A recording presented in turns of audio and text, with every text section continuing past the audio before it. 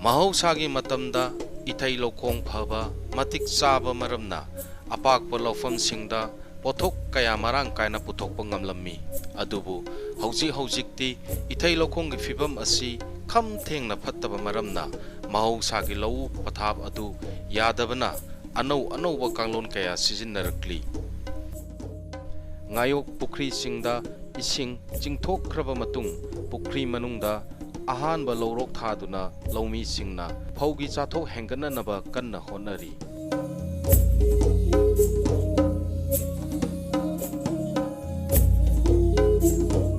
ꯂꯧꯐꯝꯁꯤꯡꯕꯨ ꯆꯍꯤ ꯆꯨꯞꯄ ꯍꯥꯡꯍꯟꯗꯅ ꯏꯄꯥ ꯏꯄꯨ ꯍꯥꯛꯇꯛꯇꯒꯤ ꯃꯤꯌꯥꯝꯅ ꯌꯥꯝꯅ ꯄꯥꯝꯅꯔꯤꯕ ꯃꯍꯥꯎ ꯂꯩꯈ꯭ꯔꯕ ꯑꯩꯈꯣꯏꯒꯤ ꯏꯔꯝꯗꯝꯒꯤ ꯂꯩꯍꯥꯎꯒ ꯆꯨꯅꯈ꯭ꯔꯕ ꯆꯦꯡ ꯃꯈꯜ ꯀꯌꯥ ꯑꯃꯕꯨ ꯂꯣꯛꯁꯤꯟꯗꯨꯅ ꯂꯤꯁꯤꯟꯗꯨꯅ ꯄ꯭ꯔꯖꯥꯁꯤꯡꯗ ꯐꯪꯍꯟꯅꯕꯒꯤ ꯄꯥꯟꯗꯝꯗ ꯗꯕꯜ ꯀ꯭ꯔꯣꯞꯄꯤꯡꯒꯤ ꯀꯥꯡꯂꯣꯟ ꯁꯤꯖꯤꯟꯅꯗꯨꯅ ꯌꯨꯝꯅꯥꯝ ꯍꯨꯏꯗ꯭ꯔꯣꯝ ꯃꯌꯥꯏ ꯂꯩꯀꯥꯏꯗꯒꯤ ꯔꯟꯖꯤꯠꯅ ꯍꯟꯗꯛ ꯆꯍꯤꯒꯤ ꯐꯥꯔꯁ ꯀ꯭ꯔꯣꯞ ꯑꯣꯏꯅ ꯃꯍꯥꯎ ꯂꯩꯈ꯭ꯔꯕ ꯃꯨꯠꯈꯤꯒꯗꯧꯔꯕ ꯊꯥꯏꯅ ꯃꯇꯝꯒꯤ ꯆꯩꯅꯥ ꯄꯦꯗꯤ ꯐꯧ ꯃꯈꯜ ꯑꯁꯤ ꯃꯍꯥꯛꯀꯤ ꯂꯧꯐꯝꯁꯤꯡꯗ ꯊꯥꯔꯤ ꯐꯥꯔꯁ ꯀ꯭ꯔꯣꯞꯅꯤ ꯑꯩꯈꯣꯏꯅ ꯇꯧꯖꯩꯁꯦ ꯑꯗꯨꯒ ꯑꯩꯈꯣꯏꯒꯤ ꯃꯁꯤ ꯑꯩ ꯆꯍꯤ ꯈꯨꯗꯤꯡꯒꯤ ꯑꯦꯁꯔꯥꯏ ꯇꯧꯕꯅꯤ ꯑꯗꯨꯕꯨ ꯑꯩꯈꯣꯏꯒꯤ ꯅꯨꯡꯁꯤꯡꯒꯤ ꯐꯤꯕꯝꯁꯤꯅ ꯏꯁꯤꯡ ꯃꯥꯏꯁꯤꯡꯒꯤ ꯈꯨꯗꯣꯡꯆꯥꯕꯁꯤ ꯐꯪꯗꯕꯗꯒꯤ ꯑꯩꯈꯣꯏ ꯂꯣꯛꯇꯕ ꯌꯥꯗꯕꯅꯤꯅ ꯐꯧꯁꯤ ꯑꯩꯈꯣꯏ ꯑꯦꯁꯔꯥꯏꯒꯤ ꯁꯤꯁꯇꯦꯝꯁꯦ ꯑꯩꯈꯣꯏꯅ ꯇꯧꯕ ꯉꯝꯗꯦ ꯑꯗꯨꯅ ꯑꯩꯈꯣꯏꯅ ꯄꯥꯝꯐꯦꯜ ꯑꯣꯏꯅ ꯇꯧꯔꯀꯥꯟꯗ ꯃꯁꯤꯗ ꯐꯧꯁꯤ ꯍꯦꯟꯅ ꯊꯣꯛꯅꯅꯕꯒꯤꯗꯃꯛꯇ ꯑꯩꯈꯣꯏꯅ ꯑꯀꯨꯡ ꯑꯔꯟ ꯉꯁꯥꯏ ꯁꯦꯝꯃꯒ ꯐꯧꯊꯣꯛ ꯂꯩꯅꯕ ꯑꯩꯈꯣꯏ ꯍꯣꯠꯅꯖꯕꯅꯤ ꯑꯩꯅ ꯈꯪꯖꯅꯤꯡꯉꯤꯁꯦ ꯑꯩꯈꯣꯏꯅ ꯍꯧꯖꯤꯛꯃꯛ ꯂꯦꯞꯄꯤꯕ ꯃꯐꯝꯁꯤꯁꯨ ꯑꯩꯈꯣꯏ ꯄꯨꯈ꯭ꯔꯤ ꯃꯅꯨꯡꯅꯦ ꯍꯥꯏꯖꯔꯤꯕꯀꯣ ꯃꯁꯤ ꯑꯩꯈꯣꯏ ꯄꯨꯈ꯭ꯔꯤ ꯑꯣꯏꯅ ꯑꯗꯨꯝ ꯂꯩꯕ꯭ꯔꯥ ꯅꯠꯇ꯭ꯔꯒ ꯑꯩꯈꯣꯏꯒꯤ ꯂꯧ ꯊꯥꯐꯝ ꯑꯣꯏꯅ ꯁꯦꯝꯈ꯭ꯔꯕ꯭ꯔꯥ ꯉꯥꯁꯨ ꯌꯣꯛꯄꯤꯒꯗꯣꯏꯔꯥ ꯑꯗꯨ ꯈꯪꯖꯅꯤꯡꯉꯤ ꯃꯁꯤ ꯑꯩꯈꯣꯏꯅ ꯑꯇꯣꯞꯄ ꯑꯌꯥꯝꯕꯅꯗꯤ ꯐꯥꯔꯁ ꯀ꯭ꯔꯣꯞꯁꯦ ꯂꯣꯛꯊꯣꯛꯈ꯭ꯔ ꯃꯇꯨꯡꯗ ꯑꯩꯈꯣই ꯉꯥ ꯊꯥꯅꯩ ꯑꯗꯣ ꯑꯩ ꯏꯁꯥꯒꯤꯗꯤ ꯉꯁꯥꯏꯒꯤ ꯑꯩ ꯏꯁꯥꯅꯁꯨ ꯑꯩꯈꯣꯏ ꯁꯤꯠꯀꯤ ꯄ꯭ꯔꯣꯗ꯭ꯌꯨꯁ ꯇꯧꯖꯕꯅꯤꯅ ꯑꯩꯈꯣꯏꯒꯤ ꯇꯣꯉꯥꯟ ꯇꯣꯉꯥꯟꯕ ꯕꯤꯖꯤꯅꯦꯁ ꯚꯦꯔꯥꯏꯇꯤ ꯃꯌꯥꯝꯁꯤꯡꯁꯤ ꯏꯄꯥ ꯏꯄꯨꯅ ꯊꯝꯕꯤꯔꯝꯕ ꯐꯧꯁꯤꯡꯁꯦ ꯄ꯭ꯔꯤꯖꯥꯕ ꯇꯧꯅ ꯁꯤꯁꯤ ꯑꯩꯈꯣꯏꯒꯤ ꯊꯥꯏꯅꯒꯤ ꯑꯩꯈꯣꯏ ꯑꯍꯜ ꯂꯃꯟꯅ ꯊꯝꯕꯤꯔꯝꯕ ꯆꯤꯅꯥꯕꯤꯗꯤ ꯍꯥꯏꯕꯗꯨꯅꯤ ꯑꯗꯨ ꯆꯤꯅꯥꯕꯤꯗꯤ ꯐꯧꯁꯤ ꯂꯣꯛꯈ꯭ꯔ ꯃꯇꯨꯡꯗ ꯑꯩꯈꯣꯏꯅ ꯑꯃꯨꯛ ꯑꯇꯣꯞꯄ ꯀꯛꯆꯤꯡ ꯐꯧ ꯑꯣꯏꯕ ꯌꯥꯏ ꯑꯗꯒꯤ ꯃꯣꯏꯔꯥꯡ ꯐꯧ ꯑꯣꯏꯕ ꯌꯥꯏ ꯑꯗꯒꯤ ꯐꯧꯔꯦꯝ ꯐꯧꯖꯥꯎ ꯑꯣꯏꯕ ꯇꯣꯉꯥꯟ ꯇꯣꯉꯥꯟꯕ ꯊꯥꯏꯅꯒꯤ ꯐꯧꯁꯤꯡꯁꯦ ꯃꯁꯤ ꯑꯃꯨꯛ ꯊꯥꯗꯣꯏꯅꯤ ꯊꯥꯕꯤꯈ꯭ꯔꯤꯕ ꯚꯦꯔꯥꯏꯇꯤꯁꯤꯕꯨꯗꯤ ꯄꯟꯕꯤꯈ꯭ꯔꯦ ꯃꯁꯤ ꯀꯔꯝꯕ ꯊꯥꯗ ꯍꯨꯟꯈꯤꯕꯅꯣ ꯑꯗꯨꯒ ꯂꯣꯛꯀꯗꯧꯔꯤꯕꯁꯤꯅ ꯀꯔꯝꯕ ꯊꯥꯗꯅꯣ ꯃꯁꯤ ꯑꯩꯈꯣꯏꯅ ꯍꯟꯗꯛꯀꯤ ꯃꯥꯔꯆꯀꯤ ꯑꯔꯣꯏꯕ ꯑꯗꯨꯒ ꯑꯦꯄ꯭ꯔꯤꯜꯒꯤ ꯐꯥꯔꯁ ꯋꯤꯛꯇ ꯑꯩꯈꯣꯏ ꯍꯨꯟꯈꯤꯕꯅꯤ ꯁꯤꯒꯤ ꯃꯃꯥꯡꯗ ꯑꯩꯈꯣꯏꯅ ꯈꯤꯇꯪ ꯉꯟꯈꯠꯅ ꯑꯃ ꯍꯨꯟꯈꯤ ꯑꯗꯨꯒꯤ ꯐꯧꯗꯣ ꯑꯩꯈꯣꯏꯒꯤ R-12ꯅꯤ ꯑꯗꯨꯒꯤ ꯐꯧꯗꯣ ꯑꯩꯈꯣꯏ ꯏꯁꯤꯡ ꯂꯩꯇꯅ ꯗ꯭ꯔꯥꯏ ꯂꯩꯇꯅ ꯄꯨꯔꯥ ꯀꯪꯅ ꯃꯥꯡꯈꯤꯕ ꯑꯗꯒꯤ ꯑꯃꯨꯛ ꯈꯣꯏꯗꯣꯛꯑ ꯃꯇꯨꯡꯗ ꯉꯁꯥꯏꯒꯤ ꯆꯤꯅꯥꯕꯤꯗꯤ ꯍꯥꯏꯕꯁꯤꯅ ꯑꯃꯨꯛ ꯃꯉꯣꯟꯗ ꯀꯥꯟꯅꯕ ꯑꯩꯈꯣꯏꯒꯤ ꯐꯥꯔꯃꯔꯒꯤ ꯑꯦꯛꯁꯄꯤꯔꯤꯌꯦꯟꯁ ꯄꯥꯔꯇꯤꯀꯜ ꯍꯥꯏꯇꯥꯔꯦ ꯑꯩꯈꯣꯏꯒꯤ ꯐꯤꯜꯒꯤ ꯄꯥꯔꯇꯤꯀꯜꯗ ꯆꯤꯅꯥꯕꯤꯗꯤꯁꯤꯅ ꯏꯁꯤꯡꯁꯦ ꯇꯉꯥꯏ ꯐꯗꯕ ꯃꯉꯣꯟꯗ ꯃꯣꯏꯆꯔꯁꯦ ꯈꯔꯕꯨ ꯂꯩꯔꯒꯗꯤ ꯃꯥꯁꯦ ꯀꯝꯄꯜꯁꯔꯤ ꯂꯣꯛꯄ ꯑꯗꯨꯅ ꯉꯁꯥꯏꯒꯤ ꯐꯧꯁꯤ ꯆꯥꯗ ꯌꯥꯗꯕꯅꯤꯅ ꯉꯁꯥꯏ ꯄꯨꯊꯣꯛꯇ ꯌꯥꯗꯕ ꯄꯣꯠ ꯑꯃ ꯑꯣꯏꯕꯅꯤ나 ꯑꯗꯨꯗꯤ ꯀꯔꯝꯕ ꯐꯧꯁꯤ ꯂꯣꯛꯑꯒꯗꯤ ꯊꯥꯔꯒꯗꯤ ꯑꯩꯈꯣꯏ ꯐꯧꯁꯤ ꯆꯥꯒꯗꯒꯦ ꯍꯥꯏꯕꯗ ꯆꯤꯅꯥꯕꯤꯗꯤꯁꯤ ꯗꯔꯀꯥꯔ ꯑꯣꯏꯔꯛꯄ ꯑꯗꯨꯅ ꯆꯤꯅꯥꯕꯤꯗꯤꯁꯦ ꯑꯩꯈꯣꯏꯅ ꯆꯣꯏꯁ ꯇꯧꯔꯀꯥꯟꯗ ꯑꯗꯨꯗꯤ ꯄꯣꯠꯁꯨ ꯌꯣꯛꯈꯠꯄ ꯊꯥꯏꯅꯒꯤ ꯑꯗꯨꯒ ꯉꯁꯥꯏꯒꯤ ꯏꯁꯥꯒꯤ ꯄꯣꯠꯊꯣꯛꯁꯨ ꯄꯨꯊꯣꯛꯅꯅꯕꯒꯤ ꯄꯥꯟꯗꯝꯗ ꯑꯩꯈꯣꯏꯅ ꯆꯤꯅꯥꯕꯤꯗꯤ ꯊꯥꯕꯅꯤ ꯊꯥꯔꯛꯄ ꯃꯇꯝꯁꯤꯗ ꯑꯩꯈꯣꯏ ꯃꯐꯝꯁꯤꯗ ꯉꯥꯗꯤ ꯑꯃꯨꯛ ꯍꯟꯅ ꯌꯣꯛꯄꯤꯔꯔꯣꯏꯗꯕ꯭ꯔꯥ ꯀꯃꯥꯏꯅ ꯇꯧꯕꯖꯥꯠꯅꯣ ꯃꯁꯤ ꯑꯩꯈꯣꯏꯒꯤ ꯐꯧꯁꯤ ꯂꯤꯡꯂꯕ ꯃꯇꯨꯡꯗ ꯑꯩꯈꯣꯏ ꯉꯥ ꯌꯣꯛꯀꯅꯤ ꯉꯥꯁꯤ ꯌꯣꯛꯄ ꯃꯇꯝꯗ ꯑꯩꯈꯣꯏꯒꯤ ꯂꯧꯁꯤ ꯂꯤꯡꯉꯀꯥꯟꯗ ꯃꯁꯤ ꯏꯁꯤꯡ ꯈꯔ ꯊꯥꯖꯤꯜꯂꯀꯥꯟꯗ ꯑꯩꯈꯣꯏꯅ ꯒ꯭ꯔꯥꯁ ꯀꯞꯀꯨꯝꯕꯗꯤ ꯑꯩꯈꯣꯏ ꯌꯣꯛꯇ꯭ꯔꯦ ꯀꯃꯟꯒꯨꯝꯕ ꯑꯗꯨꯒ ꯑꯩꯈꯣꯏ ꯔꯧꯒꯨꯝꯕ ꯃꯁꯤ ꯑꯩꯈꯣꯏꯅ ꯐꯧꯔꯛꯇ ꯑꯩꯈꯣꯏꯅ ꯊꯥꯖꯤꯜꯂꯒ ꯉꯁꯥꯏꯒꯤ ꯐꯧꯒꯤ ꯃꯈꯣꯡꯁꯨ ꯁꯣꯝꯍꯟꯕ ꯑꯗꯨꯒ ꯇꯤꯟ ꯀꯥꯡꯁꯨ ꯃꯈꯣꯏꯅ ꯆꯥꯊꯣꯛꯍꯟꯕ ꯑꯗꯨꯒ ꯑꯩꯈꯣꯏ ꯐꯧꯁꯨ ꯑꯐꯕ ꯑꯩꯈꯣꯏꯒꯤ ꯀꯔꯤ ꯍꯥꯏꯇꯥꯔꯦ ꯄꯧꯊꯣꯛ ꯂꯩꯅ ꯄꯨꯊꯣꯛꯄ ꯑꯩꯈꯣꯏ ꯗꯕꯜ ꯀ꯭ꯔꯣꯞ ꯍꯥꯏꯇꯥꯔꯦ ꯉꯁꯥꯏꯒꯤ ꯗꯕꯜ ꯀ꯭ꯔꯣꯞꯁꯦ ꯑꯩꯈꯣꯏ ꯉꯥꯁꯨ ꯑꯗꯨꯝ ꯆꯥꯎꯋꯤ ꯑꯗꯨꯒ ꯍꯌꯦꯡ ꯑꯩꯈꯣꯏꯅ ꯂꯧꯗꯣ ꯑꯃꯨꯛ ꯂꯣꯛꯈ꯭ꯔꯀꯥꯟꯗ ꯉꯁꯥꯏꯒꯤ ꯑꯩꯈꯣꯏꯅ ꯉꯥꯗꯨꯗꯤ ꯑꯗꯨꯝ ꯂꯩꯍꯧꯔꯅꯤ ꯑꯗꯨꯒ ꯏꯁꯤꯡ ꯇꯧꯔꯀꯥꯟꯗ ꯑꯗꯨꯒ ꯍꯌꯦꯡ ꯑꯩꯈꯣꯏꯅ ꯂꯣꯛꯈꯤꯕ ꯐꯧꯁꯤꯡꯗꯣ ꯑꯃꯨꯛ ꯑꯩꯈꯣꯏꯅ ꯑꯇꯣꯞꯄ ꯑꯩꯈꯣꯏꯅ ꯊꯥꯗꯈꯤꯗꯕ ꯒ꯭ꯔꯥꯁ ꯀꯞꯇꯣ ꯑꯗꯨꯒꯤ ꯀꯩꯅꯣꯁꯤꯡꯗꯣ ꯑꯃꯨꯛ ꯒ꯭ꯔꯥꯁ ꯀꯞ ꯑꯆꯧꯕ ꯊꯥꯗꯔꯀꯥꯟꯗ ꯉꯁꯥꯏꯒꯤ ꯐꯧꯒꯤ ꯃꯈꯣꯛꯁꯤꯡꯗꯣ ꯑꯩꯈꯣꯏꯅ ꯆꯥꯊꯣꯛꯍꯜꯂꯀꯥꯟꯗ ꯑꯗꯨꯃꯥꯏꯅ ꯑꯩꯈꯣꯏꯒꯤ ꯆꯥꯊꯣꯛꯁꯤ ꯍꯦꯟꯅ ꯂꯩꯅꯅꯕ ꯑꯩꯈꯣꯏꯒꯤ ꯇꯦꯛꯅꯣꯂꯣꯖꯤ ꯑꯩꯈꯣꯏ ꯄꯥꯟꯗꯝ ꯑꯃ ꯊꯝꯕꯅꯤ ꯁꯤꯒꯤ ꯀꯥꯡꯂꯣꯟꯁꯦ ꯆꯍꯤ 4 ꯉꯥꯏꯔꯤ ꯑꯗꯨꯒ ꯍꯣꯠꯅꯔꯛꯄ ꯍꯥꯏꯔꯒꯗꯤ ꯑꯩ 2009ꯗꯒꯤ ꯂꯧꯎ ꯁꯤꯡꯎꯕꯒꯤ ꯃꯔꯝꯗ ꯑꯩ ꯌꯥꯝ ꯀꯟꯅ ꯑꯩꯈꯣꯏ ꯑꯦꯒ꯭ꯔꯤꯀꯜꯆꯔ ꯗꯤꯄꯥꯔꯠꯃꯦꯟ ꯑꯇꯣꯞꯄ ꯑꯩꯈꯣꯏ ICAR ꯑꯗꯨꯒ CUꯒ ꯁꯝꯅꯖꯔꯒ ꯇꯣꯉꯥꯟ ꯇꯣꯉꯥꯟꯕ ꯑꯦꯋꯥꯔꯗ ꯀꯌꯥ ꯑꯃꯁꯨ ꯐꯪꯉꯦ ꯑꯗꯨꯒꯤ ꯃꯊꯛꯇ ꯑꯩꯈꯣꯏꯒꯤ ꯁꯥꯔꯇꯤꯐꯤꯀꯦꯠ ꯃꯣꯏꯅ ꯃꯁꯛ ꯈꯪꯕ ꯁꯥꯔꯇꯤꯐꯤꯀꯦꯠ ꯀꯌꯥ ꯑꯃ ꯄꯤꯔꯦ ꯑꯗꯨꯅ ꯇꯣꯉꯥꯟ ꯇꯣꯉꯥꯟꯕ ꯇꯦꯛꯅꯣꯂꯣꯖꯤ ꯑꯩꯅ ꯁꯨꯝ ꯀꯣꯏꯅ ꯁꯨꯝ ꯆꯠꯆꯕꯗ ꯑꯗꯒꯤ ꯃꯅꯤꯄꯨꯔꯒꯤ ꯀꯥꯆꯤꯟ ꯀꯣꯏꯌꯥ ꯁꯨꯝ ꯆꯠꯄꯗ ꯇꯧꯕ ꯌꯥꯕ ꯄꯣꯠꯁꯦ ꯑꯩꯈꯣꯏꯒꯤ ꯍꯧꯖꯤꯛ ꯍꯥꯏꯔꯤ ꯍꯧꯖꯤꯛ COVID-19ꯒꯤꯗ ꯑꯩꯈꯣꯏꯒꯤ prime minister honourable prime minister ꯃꯣꯗꯤꯅ ꯑꯩꯈꯣꯏꯒꯤ फार्मर की डबल इनकम 2022 बोदा फार्मर डबल इनकम हेंकलनगदबने हाबेसे आइगी वाखंदा 4 इनकम वहनगदबने हाबनेबा मामदी वहनगदो मरमदी सोमदा थंगलेबसिदा nga युए अरेगी सी लौ लेरे अनि सुरे अरे कोई हॉर्टिकल्चर क्रॉप अम लेरे पलिसिदा सिद 3 लेरे अरे खोइना सै वेटरनरी की अखोइगी येन खंगदे गानु खंगदे वो खंगदे लोशन बतादे कोई 4 क्रॉप ती तागनेबा अदुइ तादे खोइना मांगिबा मतमदो पोल अमा खददा मतम मांगम बे मता सेम अखोइगी नुतिगी साइगी पोटो खोइ रोटेशन तौरगांदा अदुगी पोटो मतमदो सब माना मांगकदोइनी अदुइ तादे 4 इनकम लाक्तादे खोइ फार्मर जिंगना साइ वारी बसे मसी खरदसु आइदी साफगनी हाबेगी वखलोन लेजे ओपन फील्ड खोइबा खोटपा तौबसिगा सिदा तौरिसिगा चप मानब्रा खोइबे क्यारक खेनगा खोइबा नत्रगा वालहोबा लेब्रा कमाय खेनबा लेब्रा मसी खेनबा खर ले मरमदी करिगना हाबदा सिना खोइगी nga sum yoga amukata lopogidi ahoi khoidasu yaeba mamdi magi nga do phado khorganda sai ge lehang ata khoi gi kaino ata lehoreba adudadi akoina khoibi mathau ta de adadi paisa handayeba aduga khoina si toisidi sai gi nga si lawje dum uleibani na sai gi potu sai ge paisa khoina sin hena changeba ahoi gi thangna base ai yamba se magi di khoideba mamdi nga yo khorgan ising sito kanda kano ukanda phawdu thalawna lingjenba hunjenba tobunina magi di adugi paisa dum set taweba swai de ni khoi gi expenditure gi matang da ahoi khenaba laigani adu amu khatang lopagidi paisa yam thi set tawre haide khoi bagi paisa sima swa yawdreba aduga ngasai gi aduna tabdi ahoi gi cham mana khoi dry da leiba pose siga cham mana paisa sang mahero lagi chana raklaba ipa ipu singna thambiramba cheng makhal singbu yokhatnanaba amasung pakthok chokthok hannanaba pandamda hona jariba yumnam ramjit ki wakhalonbu khangbirak-tuna ngasidi rajya amadi rashtre gi thakta mahakbu ikai khumnaba utpiri aiji 2009 da akhoi gi assam da jota akhoi gi SRI gi training chacharoi adugi ai award amase phange ade after adugi matung dagi ai ji sai phauji maramda akhoi ge ahal hai tare khoi ge posum khoi na pabung koi poson deba kanta na kwaithen deni ar ma ge guideline gi makha da oja rohini kumar gi akhoi central agriculture university gi mai makha da khoi ge sit singje khoi ge thaina gi this variety myam singje preserve tobagi masi gi posi tawraga di na khoi award phangani khoi ge PPPFR eda khoi ge resta tawraga aruga makhoi na sample myam lakari na gi activity myam bu kari no haina to kan aina activity do aina thajaba phau makhan nipan do aina ngasai mu de submit tawre ai gi field gi kai loi pir madung da ai je 2013 da thagi do 16 da ai award phangi national award phangi ks hoina lupa lama makhai pi ado aina phangjabdu north east kini 2010 11 12 13 boksi ahoi gi state level da manipur government gi gaile matung da alu thabagi hangam thabagi phau thabagi hawai thrak thabagi award kayama ai phangi adigi certificate singba kayama lai aduga 2000 aina kano si organic ki pot sangal 2011 da ai organic ki ai certificate phangi adu phangbigreba award sing si akogi panbigibda national ge su yawgre adu hoji maruoiba ma panbigibda organic haibam ju panbigi adu lofam ji di akoi organic oibiga dori bra har na ching masing amta season na de bir ai basi hoji phogdi har si nadri adu khoi organic ba khoi bami compost gi akhoi tinthok yoga adu gi mathi jingduna khoi gi har oina sairaga adu ga sai leina tina ta pasna khoi na akhoi gi san gi mayung ji kaw gi dang amsung kaw yurin toroga khoi semaga madu do khoi na kapthok tuna madu toina khar ka hapta manung da amung di kape adu kapa ganda khoji pokti khoi na oga chemical gi oiba pot khoi gi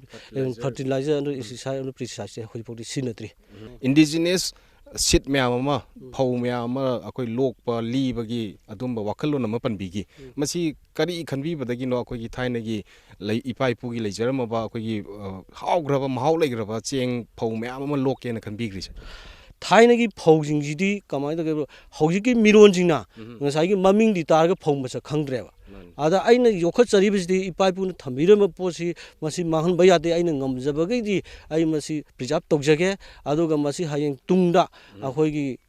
miron jing na masi gi pose soidana thirakini aduga masi ai gi wakhalon di culture ma sung ai gi identity ngakpane na ai logje ꯑꯗꯣ ꯉꯁꯤ ꯑꯩꯅ ꯍꯟꯗꯛ WhatsApp ꯒ꯭ꯔꯨꯞꯇꯁꯨ ꯑꯃ ꯊꯥꯒꯠꯆꯕꯅꯤ ꯃꯔꯝꯗꯤ ꯍꯥꯏꯔꯤꯕ ꯐꯧ variety ꯃꯈꯜ ꯈꯔꯁꯤ ꯏꯄꯥ ꯏꯄꯨꯅ ꯊꯝꯕꯤꯔꯝꯕ ꯑꯩꯈꯣꯏꯒꯤ ꯃꯣꯏꯔꯥꯡ ꯐꯧ ꯈꯣꯡꯉꯥꯡꯕꯤ ꯃꯣꯏꯔꯥꯡ ꯐꯧ ꯌꯦꯟꯊꯤꯛ ꯑꯗꯒꯤ ꯐꯧꯔꯦꯝ ꯐꯧꯖꯥꯎ ꯆꯝꯄ꯭ꯔꯥ ꯐꯧ ꯑꯗꯒꯤ ꯐꯧꯔꯦꯝ ꯃꯨꯕꯤ ꯑꯗꯒꯤ ꯀꯛꯆꯤꯡ ꯐꯧ ꯑꯗꯒꯤ ꯁꯤꯅꯆꯤꯡꯕ ꯄꯣꯠ ꯃꯌꯥꯝ ꯑꯃ ꯑꯗꯣ ꯍꯟꯗꯛꯀꯤ ꯊꯥꯒꯗꯣꯏꯁꯤꯁꯨ ꯑꯩꯅ ꯆꯪꯂꯩꯅꯦ ꯀꯨꯝꯕꯤꯅꯦ ꯀꯛꯆꯤꯡ ꯐꯧꯅꯦ ꯊꯥꯔꯀꯥꯟꯗ ꯑꯩ ꯑꯃꯨꯛ ꯄꯨꯊꯣꯛꯆꯒꯦ ꯍꯦꯟꯅ ꯑꯗꯣ ꯃꯔꯥꯡ ꯀꯥꯏꯅ ꯂꯩꯇꯕꯅꯤꯅ ꯍꯧꯖꯤꯛ ꯂꯩꯔꯤꯕꯁꯤ ꯄꯣꯠꯁꯤ ꯈꯖꯤꯛꯇꯅ ꯑꯩꯅ ꯍꯧꯖꯤꯛ ꯑꯩꯅ ꯃꯌꯥꯝꯗ ꯄꯕ꯭ꯂꯤꯁ ꯇꯧꯈꯤꯕ WhatsAppꯇ ꯊꯥꯒꯠꯈꯤꯕꯗꯣ ꯑꯩꯅ ꯈꯖꯤꯛꯇꯨꯅ ꯇꯧꯔꯀꯥꯟꯗ ꯄ꯭ꯂꯣꯠ ꯁꯦꯝꯃꯒ ꯇꯧꯔꯒ ꯄꯨꯊꯣꯛꯑꯀꯥꯟꯗ ꯁꯤꯁꯤ ꯁꯨꯝ ꯁꯟꯗꯣꯛꯆꯕꯗꯨꯅꯤ ꯍꯥꯏꯕꯗꯤ ꯍꯧꯖꯤꯛꯀꯤ ꯃꯤꯔꯣꯟꯅ ꯉꯁꯥꯏꯒꯤ ꯊꯥꯏꯅꯒꯤ ꯐꯧꯁꯤꯡꯁꯤ ꯂꯩꯔꯝꯃꯤꯅ ꯃꯁꯤ ꯍꯥꯎꯏꯅ ꯃꯁꯤꯗꯤ ꯑꯩꯈꯣꯏꯒꯤ ꯌꯥꯝꯅ ꯃꯦꯗꯤꯁꯤꯟ ꯚꯦꯂꯨꯁꯨ ꯌꯥꯝꯅ ꯌꯥꯎꯕ ꯑꯗꯩ ꯍꯛꯆꯥꯡꯁꯨ ꯌꯥꯝꯅ ꯀꯥꯟꯅꯕꯅꯤ ꯍꯥꯏꯕ ꯄꯣꯠꯀꯤ ꯀꯜꯆꯔ ꯑꯃꯁꯨꯡ ꯑꯥꯏꯗꯦꯟꯇꯤꯇꯤ ꯉꯥꯛꯄ ꯑꯣꯏꯅ ꯃꯁꯤꯒꯤ ꯑꯗꯨꯒꯤ ꯋꯥꯈꯜꯂꯣꯟꯗ ꯑꯩꯅ ꯄꯨꯊꯣꯛꯆꯕꯅꯤ ꯍꯧꯖꯤꯛꯐꯥꯎꯗ ꯇꯣꯉꯥꯟ ꯇꯣꯉꯥꯟꯕ ꯚꯦꯔꯥꯏꯇꯤꯗ ꯃꯤ 200ꯃꯨꯛꯇꯤ ꯂꯧꯈ꯭ꯔꯦ ꯍꯥꯏꯔꯤꯕ ꯑꯩꯅ ꯄꯟꯖꯈꯤꯕ ꯐꯧ ꯚꯦꯔꯥꯏꯇꯤꯁꯤꯡꯁꯤꯗꯒꯤ ꯃꯤ 200ꯃꯨꯛꯇꯤ ꯂꯧꯈ꯭ꯔꯦ ꯃꯁꯤꯁꯤꯅ ꯑꯩꯅ ꯁꯨꯝ ꯈꯟꯕꯗ ꯁꯤꯗꯩꯗ ꯑꯩꯅ ꯄꯟꯖꯩꯅ ꯂꯥꯛꯆꯅꯤꯡꯉꯤꯕ ꯋꯥꯐꯝꯗꯤ ꯑꯩꯈꯣꯏꯒꯤ ꯃꯄꯥꯟꯗꯒꯤ ꯑꯩꯈꯣꯏꯒꯤ ꯗꯤꯄꯥꯔꯠꯃꯦꯟꯅ ꯃꯅꯤꯄꯨꯔ ꯒꯣꯔꯃꯦꯟꯅ ꯍꯥꯏꯇꯥꯔꯦ ꯃꯄꯥꯟꯗꯒꯤ ꯁꯤꯠ ꯂꯩꯅꯕꯒꯤ ꯋꯥꯈꯜꯗ ꯈꯛꯇ ꯈꯟꯕ ꯑꯗꯨꯒ ꯇꯦꯛꯅꯣꯂꯣꯖꯤꯗꯤ ꯑꯩꯈꯣꯏꯒꯤ ꯐꯥꯔꯃꯔꯁꯤꯡꯗ ꯇꯥꯛꯄꯤꯗꯕ ꯍꯥꯏꯔꯒ ꯇꯥꯛꯑꯦ ꯃꯣꯏꯗ ꯑꯦꯋꯥꯔꯅꯦꯁ ꯄꯤꯔꯦ ꯍꯥꯏꯕ ꯑꯩꯈꯣꯏꯅ ꯍꯥꯏꯕ꯭ꯔꯤꯠ ꯀꯤꯂꯣ 2ꯅ ꯉꯁꯥꯏꯒꯤ ꯂꯧ ꯁꯪ ꯑꯃ ꯊꯥꯏ ꯍꯥꯏꯕꯁꯤ ꯍꯟꯗꯛꯀꯤ ꯑꯩꯅ ꯁꯟꯗꯣꯛꯆꯔꯤꯕꯁꯦ ꯄꯤꯖꯔꯤꯕꯁꯦ ꯑꯩꯈꯣꯏꯒꯤ ꯃꯣꯏꯔꯥꯡ ꯐꯧ ꯑꯣꯏꯒꯦꯔꯥ ꯐꯧꯔꯦꯝ ꯃꯨꯕꯤ ꯑꯣꯏꯒꯦꯔꯥ ꯑꯗꯒꯤ ꯐꯧꯔꯦꯝ ꯐꯧꯖꯥꯎ ꯑꯣꯏꯒꯦꯔꯥ ꯆꯝꯄ꯭ꯔꯥ ꯐꯧ ꯑꯦꯅꯤ ꯐꯧ ꯈꯨꯗꯤꯡꯃꯛꯁꯦ ꯄꯋꯥ 5ꯅ ꯀꯤꯂꯣ 2ꯅ ꯂꯧ ꯁꯪ ꯑꯃ ꯊꯥꯕ ꯌꯥꯏ ꯃꯁꯤꯅ ꯑꯩꯈꯣꯏ ꯑꯦꯁꯔꯥꯏ ꯇꯧꯕꯗ ꯑꯗꯨꯒ ꯄꯥꯝꯐꯦꯟꯗꯅ ꯀꯤꯂꯣ 8ꯅ ꯌꯥꯏ ꯍꯥꯏꯕꯁꯦ ꯃꯁꯤꯒꯤ ꯑꯦꯋꯥꯔꯅꯦꯁ ꯑꯃꯁꯨꯡ ꯃꯤꯗꯨꯗ ꯉꯁꯥꯏꯒꯤ ꯑꯩꯈꯣꯏꯒꯤ ꯐꯧꯁꯤꯡꯒꯤ ꯁꯤꯠꯁꯦ ꯀꯟꯖꯥꯔꯕ ꯀꯟꯅꯅꯕꯒꯤ ꯍꯥꯏꯗꯤ ꯊꯥꯏꯅꯒꯤꯗ ꯂꯧ ꯁꯪ ꯑꯃꯗ ꯑꯩꯈꯣꯏ ꯐꯧ ꯁꯪꯄꯥꯏ ꯑꯃ ꯑꯦꯠꯂꯤꯁ ꯀꯤꯂꯣ 25 ꯀꯨꯟꯊ꯭ꯔꯥ ꯐꯥꯎ ꯃꯁꯤ ꯑꯗꯨꯝ ꯇꯧꯔꯒ ꯂꯥꯛꯄꯗꯣ ꯑꯗꯨꯒꯤ ꯀꯜꯆꯔꯗꯨ ꯅꯠꯇ꯭ꯔꯦ ꯃꯁꯤꯗꯤ ꯇꯦꯛꯅꯣꯂꯣꯖꯤ ꯑꯃ ꯑꯩꯈꯣꯏ ꯐꯧꯁꯦ ꯍꯦꯟꯅ ꯄꯨꯊꯣꯛꯅꯅꯕꯒꯤꯗꯃꯛꯇ ꯆꯥꯊꯣꯛ ꯍꯦꯟꯅ ꯂꯩꯅꯕꯒꯤꯗꯃꯛꯇ ꯑꯩꯈꯣꯏ ꯁꯤꯠꯁꯦ ꯌꯥꯝꯅ ꯗꯔꯀꯥꯔ ꯑꯣꯏꯗꯦ ꯑꯗꯨꯒ ꯄꯋꯥ 5ꯅ ꯄꯋꯥ 5ꯗꯩꯅ ꯀꯤꯂꯣ 2ꯐꯥꯎꯁꯤꯅ ꯑꯩꯈꯣꯏꯒꯤ ꯂꯧ ꯁꯪ ꯑꯃꯗ ꯊꯥꯕ ꯌꯥꯏ ꯑꯗꯨꯒ ꯄꯥꯝꯐꯦꯟ ꯍꯨꯜꯂꯒꯅ ꯉꯁꯥꯏꯒꯤ ꯀꯤꯂꯣ 8ꯅ ꯌꯥꯏ ꯍꯥꯏꯕꯁꯦ ꯃꯁꯤꯁꯤꯒꯤ ꯈꯪꯍꯟꯅꯅꯕ ꯃꯈꯣꯏꯗ ꯃꯗꯨꯒꯤ ꯑꯦꯋꯥꯔꯅꯦꯁ ꯑꯃꯁꯨ ꯄꯤꯖꯕꯅꯤ ꯏꯌꯥꯝꯕꯒꯤ ꯑꯩꯈꯣꯏ ꯐꯥꯔꯃꯔꯁ ꯀ꯭ꯂꯕꯀꯨꯝꯕ ꯐꯥꯔꯃꯔꯁ ꯒ꯭ꯔꯨꯞꯀꯨꯝꯕ ꯂꯩꯕꯤꯕ꯭ꯔꯥ ꯏꯁꯥ ꯏꯊꯟꯇꯅ ꯑꯗꯨꯝ ꯀꯣꯏꯆꯦꯟ ꯆꯦꯟꯕꯤꯔꯤꯁꯦ ꯃꯁꯤ ꯑꯩ ꯍꯥꯟꯅ ꯌꯪ ꯐꯥꯔꯃꯔ ꯄ꯭ꯔꯣꯒ꯭ꯔꯦꯁꯤꯞ ꯌꯨꯅꯤꯌꯟ ꯑꯅ ꯑꯩꯈꯣꯏꯒꯤ NGO ꯑꯃ ꯑꯩꯈꯣꯏ ꯇꯧꯔꯝꯃꯤ ꯃꯗ ꯌꯥꯝ ꯀꯟꯅ ꯑꯩ ꯃꯌꯥꯝꯗ ꯃꯅꯤꯄꯨꯔꯒꯤ ꯀꯥꯆꯤꯟ ꯀꯣꯏꯌꯥꯗ ꯆꯠꯂꯒ ꯑꯩ ꯄꯕ꯭ꯂꯤꯁ ꯇꯧꯗꯅ ꯑꯗꯩ ꯑꯣꯔꯒꯅꯥꯏꯖ ꯇꯧꯗꯅ ꯌꯥꯝ ꯀꯟꯅ ꯍꯣꯠꯅꯔꯝꯃꯤ ꯑꯗꯨꯕꯨ ꯑꯩꯈꯣꯏ ꯐꯥꯔꯃꯔꯁꯤꯡꯁꯦ ꯐ꯭ꯔꯤꯗ ꯑꯩꯈꯣꯏꯒꯤ ꯂꯧꯕꯒꯤ ꯍꯩꯅꯕꯤ ꯑꯃ ꯀꯟꯅ ꯂꯥꯛꯄ ꯑꯗꯩꯗ ꯑꯩꯈꯣꯏꯗꯤ ꯄꯩꯁꯥ ꯄꯥꯏꯕꯁꯨ ꯅꯠꯇꯕꯅꯤꯅ ꯉꯁꯥꯏꯒꯤ ꯃꯁꯤꯗꯤ ꯉꯁꯥꯏꯒꯤ ꯃꯈꯣꯏꯗ ꯄꯤꯔꯒ ꯊꯕꯛ ꯑꯣꯏꯅ ꯍꯦꯛ ꯎꯠꯂꯝꯗꯕ ꯁꯤꯠꯇꯨ ꯈꯛꯇꯪ ꯎꯕ ꯄꯣꯠꯇꯨ ꯈꯛꯇꯪ ꯎꯕ ꯊꯕꯛ ꯑꯣꯏꯅ ꯄ꯭ꯔꯥꯛꯇꯤꯀꯦꯜ ꯑꯣꯏꯅ ꯏꯎ ꯎꯗꯕꯗꯒꯤ ꯃꯁꯤꯗꯤ ꯀꯥꯟꯅꯔꯔꯣꯏ ꯑꯗꯨ ꯑꯣꯏꯇꯥꯔꯗꯤ ꯑꯩ ꯏꯁꯥꯅ ꯗꯥꯏꯔꯦꯛ ꯇꯧꯔꯒ ꯃꯁꯤꯒꯤ ꯄꯣꯠꯁꯦ ꯑꯩꯈꯣꯏꯒꯤ ꯁꯤꯠ ꯕꯦꯡ ꯑꯃ ꯍꯥꯡꯅꯅꯕꯒꯤ ꯄꯥꯟꯗꯝ ꯑꯃ ꯃꯈꯥꯗ ꯑꯩ ꯆꯪꯁꯤꯟꯖꯕꯅꯤ ꯉꯁꯥꯏꯒꯤ ꯁꯤꯠꯁꯤ ꯑꯩꯅ ꯊꯝꯖꯔꯤꯕ ꯁꯤꯠꯁꯤꯡꯁꯦ ꯑꯩꯈꯣꯏꯒꯤ ꯃꯅꯤꯄꯨꯔꯒꯤ ꯄ꯭ꯔꯖꯥꯁꯤꯡꯅ ꯑꯍꯜ ꯂꯃꯟꯁꯤꯡꯅ ꯄꯥꯝꯃꯛꯄꯗꯒꯤ ꯉꯁꯥꯏꯒꯤ ꯑꯗꯨ ꯐꯧꯗꯨꯗꯤ ꯂꯩꯕ꯭ꯔꯥ ꯂꯩ ꯂꯧꯕ ꯂꯥꯛꯆꯒꯦꯒ ꯂꯧꯕ ꯂꯥꯛꯄꯁꯦ ꯑꯩ ꯁꯤꯠ ꯕꯦꯡ ꯑꯃ ꯍꯥꯡꯉꯦꯅꯗꯤ ꯑꯩ ꯂꯧꯖꯩ ꯑꯗꯨꯕꯨ ꯍꯦꯟꯅ ꯑꯩꯈꯣꯏꯒꯤ ꯁꯤꯁꯇꯦꯃꯦꯇꯤꯛ ꯑꯣꯏꯕ ꯑꯩꯈꯣꯏꯒꯤ ꯄꯦꯀꯦꯖꯤꯡꯒ ꯌꯥꯝ ꯅꯥꯟꯅ ꯑꯗꯨꯒ ꯂꯦꯕꯦꯂꯤꯡ ꯑꯃ ꯇꯧꯔꯀꯥꯟꯗ ꯑꯩꯈꯣꯏꯒꯤ ꯀꯔꯤꯗ ꯐꯥꯔꯃꯔ ꯁꯤꯠ ꯄ꯭ꯔꯣꯗ꯭ꯌꯨꯁꯔꯒꯅ ꯑꯗꯣꯝꯗ ꯄꯨꯊꯣꯛꯅꯤꯡꯕꯒꯤ ꯋꯥꯈꯜ ꯑꯃꯁꯨ ꯏꯁꯥꯗ ꯐꯤꯜ ꯇꯧꯋꯦ ꯑꯗꯨꯕꯨ ꯃꯁꯤ ꯁꯦꯟ ꯊꯨꯝꯒꯤ ꯐꯤꯕꯝ ꯍꯥꯏꯕ ꯑꯃ ꯂꯩꯕꯅꯤ나 ꯄꯩꯁꯥ ꯌꯥꯎꯗ꯭ꯔꯗꯤ ꯊꯕꯛꯁꯤ ꯇꯧꯕ ꯌꯥꯗꯕꯅꯤꯅ ꯂꯝ ꯆꯪꯉꯤ ꯑꯗꯨꯗꯤ ꯃꯁꯤ ꯀꯃꯥꯏꯅ ꯇꯧꯒꯗꯒꯦ ꯀꯣꯑꯣꯄꯔꯦꯁꯟ ꯃꯨꯚꯃꯦꯟ ꯑꯃ ꯆꯪꯉꯤ ꯃꯁꯤꯗ ꯑꯩꯈꯣꯏꯒꯤ ꯃꯅꯤꯄꯨꯔ ꯒꯣꯔꯃꯦꯟꯅ ꯑꯩꯈꯣꯏꯗ ꯃꯤꯠꯌꯦꯡ ꯆꯪꯕꯤ ꯇꯥꯔꯒꯗꯤ ꯑꯩꯈꯣꯏꯗ ꯈꯤꯇꯪ ꯃꯇꯦꯡ ꯄꯥꯡꯕꯤ ꯇꯥꯔꯒꯗꯤ ꯑꯩ ꯁꯣꯏꯗꯅ ꯐꯥꯔꯃꯔ ꯁꯤꯠ ꯄ꯭ꯔꯣꯗ꯭ꯌꯨꯁꯔ ꯍꯥꯏꯕꯁꯦ ꯃꯁꯤ ꯁꯣꯏꯗꯅ ꯄꯨꯊꯣꯛꯄ ꯉꯝꯒꯅꯤ ꯍꯥꯏꯕꯒꯤ ꯑꯩ ꯆꯞ ꯆꯥꯕ ꯊꯥꯖꯕ ꯂꯩ ꯄꯣꯠꯊꯣꯛꯁꯦ ꯑꯣꯔꯒꯥꯅꯤꯛꯀꯤ ꯄꯣꯠꯁꯤꯅ ꯑꯩꯈꯣꯏꯒꯤ ꯆꯨꯝꯅꯒꯤ ꯄꯣꯠꯁꯤꯗꯒꯤ ꯃꯃꯜꯒꯁꯨ ꯍꯦꯜꯂꯦ ꯍꯥꯏꯖꯔꯤꯕ ꯑꯗꯣ ꯏꯌꯥꯝꯕꯒꯤ ꯂꯧꯐꯝꯁꯤꯗꯒꯤ ꯊꯣꯛꯂꯛꯏꯕ ꯐꯧꯗ ꯑꯣꯏꯅ ꯇꯧꯕꯤꯔꯕꯅꯤꯅ ꯐꯧꯒꯤ ꯃꯃꯜꯁꯤꯒ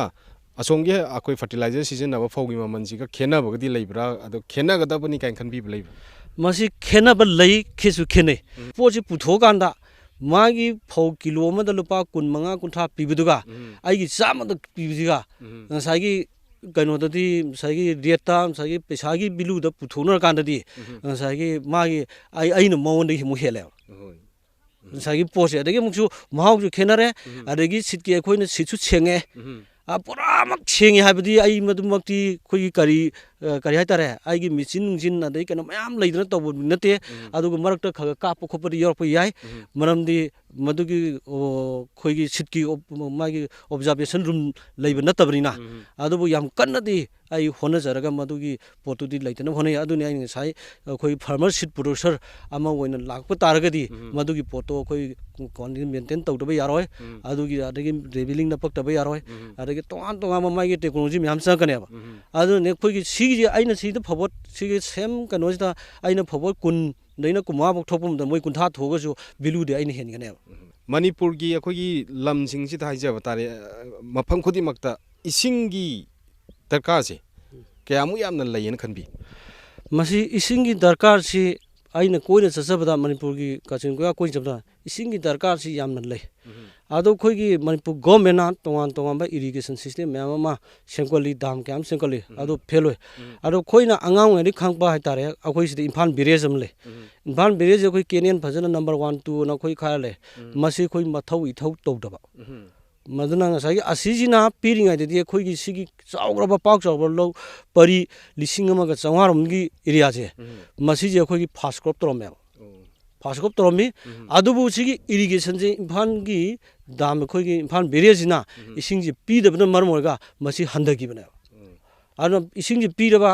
adu etadi Manipur da akhoi gi leiba dam sing sina sinba taragadi fast crop se paksana tawrup taragadi Manipur na mipan tangra mapan dei ngasi khoi gi laungnari ba chainari ba khanari ba ching yen bagi khopagi myam torisa akhoi gi isagi phauji marang kaina puthok da di kaidobagi mioni logduino are sideda amuk aina laksani wafam di akhoi gi Manipur government aina appeal ma tawjani maram di kaina da agriculture se industrialize tobio industry ro thobio ba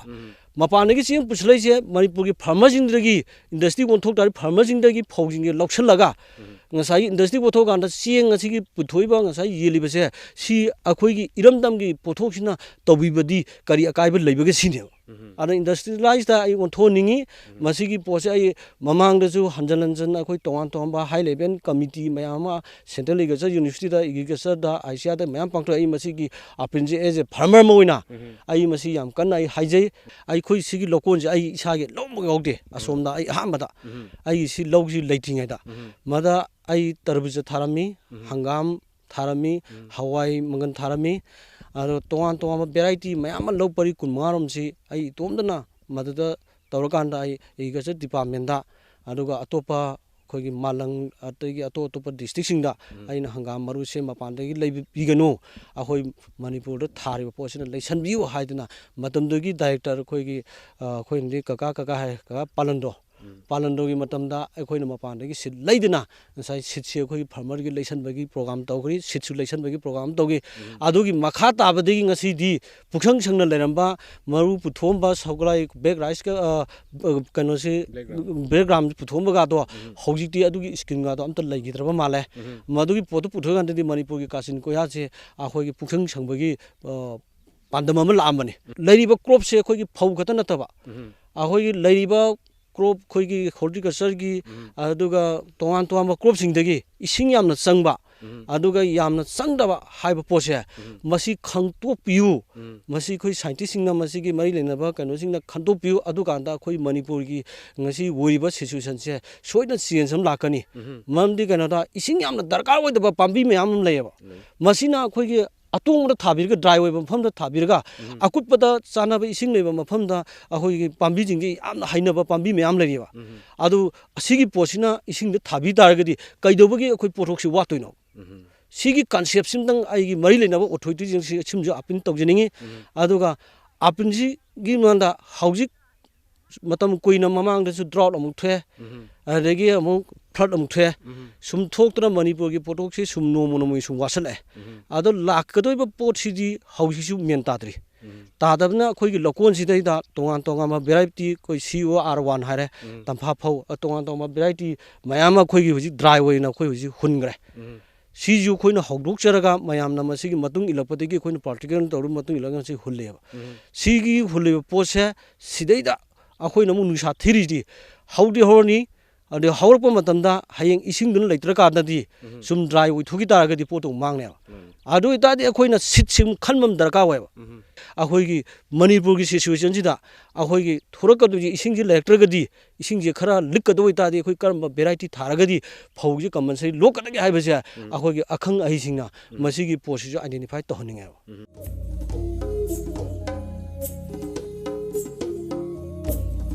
ꯏꯔꯝꯗꯝ ꯑꯁꯤꯒꯤ ꯅꯨꯄꯤ ꯑꯣꯏꯕꯤꯁꯤꯡꯅ ꯇꯝꯖꯅꯤꯡꯉꯥꯏ ꯑꯣꯏꯔꯕꯤ ꯏꯝꯐꯥꯜ ꯏꯁ ꯗꯤꯁꯇ꯭ꯔꯤꯛꯀꯤ ꯂꯝꯕꯣꯏ ꯈꯨꯟ ꯑꯋꯥꯡ ꯂꯩꯀꯥꯏꯗꯒꯤ ꯊꯤꯡꯕꯥꯏꯖꯝ ꯖꯣꯅꯤ ꯆꯅꯨꯅ ꯆꯍꯤ ꯈꯨꯗꯤꯡꯒꯤ ꯅꯣꯡꯖꯨ ꯅꯨꯡꯁꯥ ꯃꯤꯋꯥ ꯃꯩꯁꯥ ꯀꯌꯥ ꯈꯥꯡꯗꯨꯅ ꯃꯈꯜ ꯀꯌꯥꯒꯤ ꯃꯅꯥ ꯃꯁꯤꯡ ꯃꯍꯩ ꯃꯔꯣꯡ ꯄꯨꯊꯣꯛꯂꯤ ꯃꯍꯥꯛꯀꯤ ꯍꯣꯠꯅꯕ ꯈꯥꯡꯕ ꯀꯟꯕ ꯑꯁꯤꯕꯨ ꯁꯛ ꯈꯪꯕꯤꯗꯨꯅ department of agriculture cooperation of farmers welfare Ministry of Agriculture and Farmers Welfare, Government of India na ing 2018-19 gi oina Krishi Karman Award for Progressive Farmers kusinnaduna ikai khumnabu piki loinana rajya gi thaktasu Agriculture Department gi maikai sen gi mana kaya amasu pibiki nupi laktagi singthaningai oirabi Joni Chanuna handak sahi gi oina iramdam asida yamna nauriba miyamna ikhang khangnadriba golden squash chuchini variety hairiba mahai asi mahaki lofam singda thaduna pothok kaya puthoknanaba honari sumaina injana pisi thabire sidi chahi kyam kadi supire chahi 10 muk sure ai sida yum palakpadagi thari hana mamangda dum tharame mafam jigi pakpa chawbudi kyam oin 1.2 acre oiduma ado mafam se akoi lawdi panbidra sumaina injana pingak thabibra adu jai biro low matamdana low ure low si loigra kandana injang napiji oina thajaban chahi se mapan tara je sumaina tawla abani ko sim injang napiji sigi ken variety sima adum thabibra mamangda topa pambi sing thagi bkhot ki leibra mix tawraga dum rotation chalaga dum thare makhan golden squash di hantakna khara pakna thare mamangda di pambi swaida 10 muktang tharaga khoi polythene da gamla da semaga oina yonjaiba ne hantu sum mamangda demand yam leigibudu da hantakna khara pakna tharaga dum yenga se market ta su dum demand lakpani na sina pothok se khara yam puthoga market ta su nungai dong male dai sendong su yamna khara income se lak dong male na da khara mu yamna thajaraga try tawraga yengjaban ado hairiba maru marang sing sidi kai kai di lobi kamai honabi ne watermelon gumba capsicum sina Dembos tagi oai dagi laure duga sigi golden squash ki marusina lamong da laiwang magi zit ki dukan am lai fertilizer ngata yom mamangon dagi selaga lawjaban 2012 ta thobal da melam tawgi aduda ma yawe do aduda di price makti phangaktare awda capsicum amu hena demand lakpadagi sta mu pak chauna tharaga market ta yamna puthoe adagi 2017-18 da food grain production pea production gi damakta Krishi Karman Award na Bharat ki Prime Minister na pibdo Bangalore da chalaga award lawjari citation amaga 2 lakhs ki guest award amaga phange aduga khoisi Manipur gi oina state ki oina CM na 1 lakh amaga award pibi department da kaure khoisi la ona adu chatpa kan du da noi Bangalore da date 30 dagi chatlaga date 30 31 date 1 2 si lairaga 3 da tholakadam ne na mai tawna moina department gi mi yauraga chakadamni department na loina leibagi chabagi dagi journey gi paisa su loina tawgani khokani tawraga dumaina department gi mi ga tawraga chale moi department dagi nodal officer khrai lamlong dagi T Joy Chandra na nodal officer assistant oina leibduga mana guide tawraga chale yam nungai Bharat Sarkar khangmi case award oina pirak paisida mingchachu dum phange khole na khoi honna zaman awaman do mai pa ena khanja jam harauba phau hairiba department du dagi kari kari kanaba gadi phangbi ba leire mamang da di agri department si pak samna dabanina kaya kanaba di phangde do horticulture dagi di sigi poly house ma phangjare andai vermi compost tanki ma pibire andai sprinkler ga pipe ko su dum pibire do agriculture department gi da di posai se thoina samnaru dabani khoina posai di kaya phangdre aduga sum akhona hingon koirak padai laina tina tarakpa le de adugumba kan da di plan health clinic ta chatlaga dum tana jaraga hidalang ta tharaga dum hona jare somna akhoi gi chahi 18 tara सुमाइना Sen तांबीरकपसिदा चहीगी ओइना हाइजाबा तारेको अखोगी खोइबा खोटपा अदगी हार नुंग लोइनबा खाइदोखर कांदा चौराना चही अमदा क्याम कति तानबा ngami Jum 2 lakhs dilem. 2 lakhs lemeba ado handakki oinadi hujikki stage si pawta kya gadi yonbigi ba natra kya tanbigi ba dilere Hojiki di handak si hingon capsicum ji khara soigra banina posu yon ba loine hoji 30000 muktang lakh tangai incomes. ado laikai sida sumaina isagi hingon hangandriba sumaina atopa hingon singju sumaina punna dum honamina bra isa akogi atopa tawdaba labu ahang busu leibra hojikse Labu ahang basu dum lainari handak ti ayam bana su loina hingon ji koinare hana din mamang da yam koinaram de ado handak ti loina paktakna na koirak pa koire adu koina sum imungi income je khaga lakna bo honna bagi farmer mayam se loina pulap wakhan amata oina mor amata oina manana sumaina sum अखोई मणिपुर की चाउथोक से सुम मिपान तांगा लेबनिना खरा वाटपनिना मिपान तांग दबिदा अखोई इसा इसाना कन्ना थबक से सु नोमजर होनरगा खैतंग खरा कंजन भाई तारेने निमाय तोना अखोई की फार्मर मयाम से सु सुमाइना लबुक से सांग दौ लोकथोख्र मतुंग दा था अनि हुम मरी मंगा हांगा लेपसे हांगन दबिदा सुमाइना फार्म तौरगा अखोई की इनकम सु ओइबा दगी लौसु फ्री दा लेहंद्रेदना दुमाइना तौनबो ओइना पुलप अखोई मयाम होनमिनसेना हाइनि